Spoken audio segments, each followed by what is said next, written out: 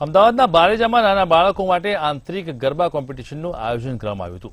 નાના બાળકોએ વિવિધ ગરબાનો અને ગીતો પર ડાન્સ કરીને તમામ લોકોને મંત્રમુગ્ધ કર્યા હતા।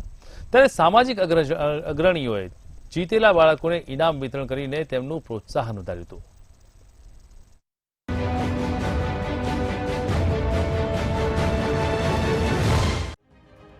અમદાવાદના બારેજામાં બાળકો માટે ગરબાનું આયોજન। જીવન સરિતા સ્કૂલમાં કરવામાં આવ્યું આયોજન।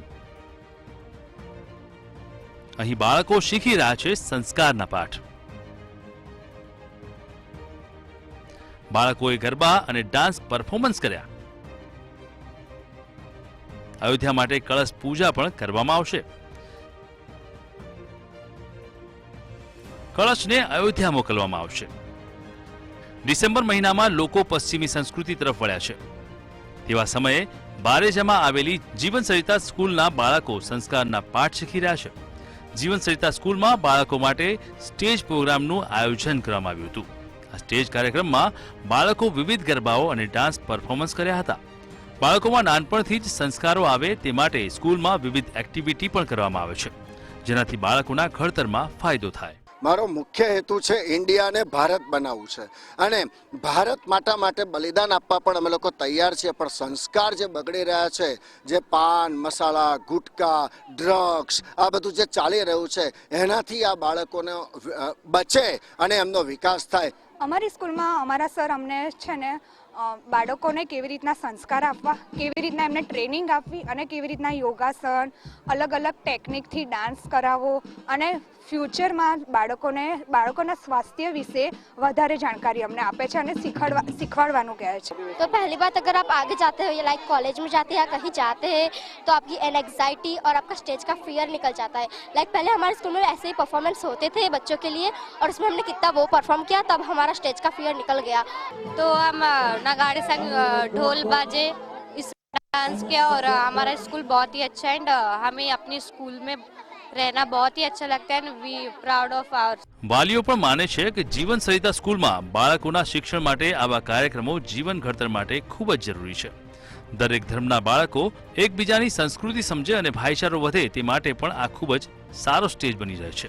અયોધ્યામાં ભગવાન શ્રી રામ માટે કળશની પૂજા કરવામાં આવી રહી છે। આ અયોધ્યા મોકલવામાં આવશે।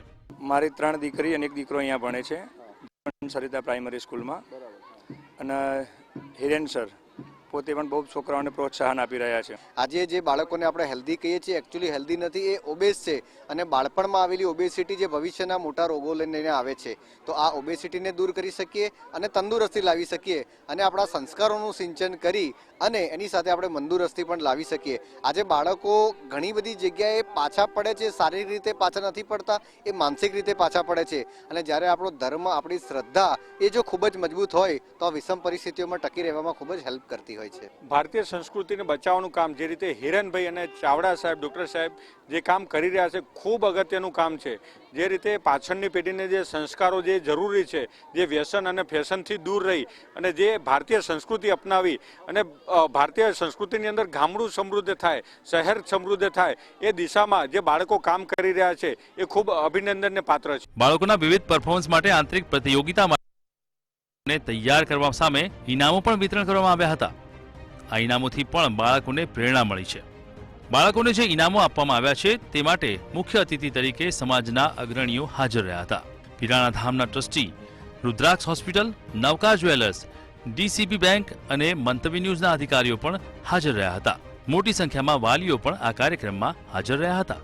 મેહુલ દુધરેજિયા, મંતવ્ય ન્યૂઝ, અમદાવાદ।